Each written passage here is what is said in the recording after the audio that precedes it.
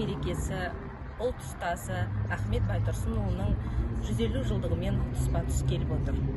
Дәл осындай тарихи күнде Жамбыл облысында тіл майталман деген номинацияға ие болып отырғаныма мыңда бір шүкір деймін әрине.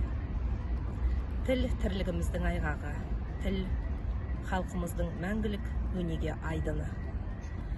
Мемлекеттік тіліміз біздің еліміздегі ұлттар мен ұлыстардың басын біріктіруші тұтастық құралы болып мәңгі жасай берсін. Бүгінгі ұлтымыз үшін ұлық мереке, тіл мерекесі құтты болсын. Баршаңызды осы ұлық мерекемен құттықтаймын шын жүректен. Осы мереке қарсаңында тіл жанашыры ретінде жеңімпаз атанғаныма өте қуаныштымын. Тіліміздің мерейі әрқашан үстем болсын.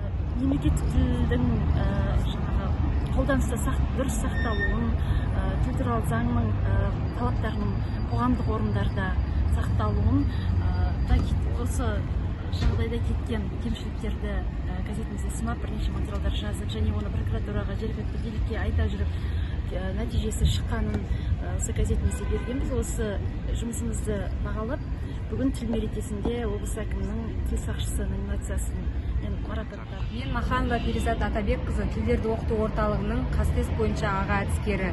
Барша жамбылдықтарды Қазақстан халқы тілдері күні мерекесімен құттықтаймын.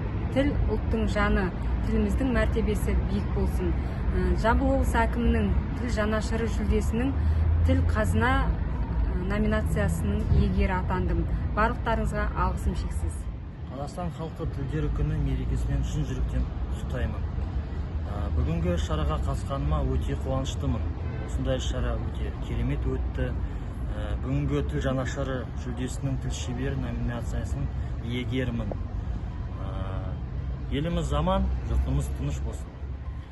Біріншіден бүгін әрине мына тіл мерейі номинациясын алуға өте қуаныштымын. Рахмет сіздерге.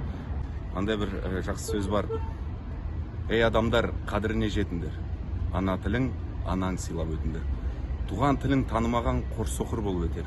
Ертең мәңгі өкінер. Сондықтан туған тілімізді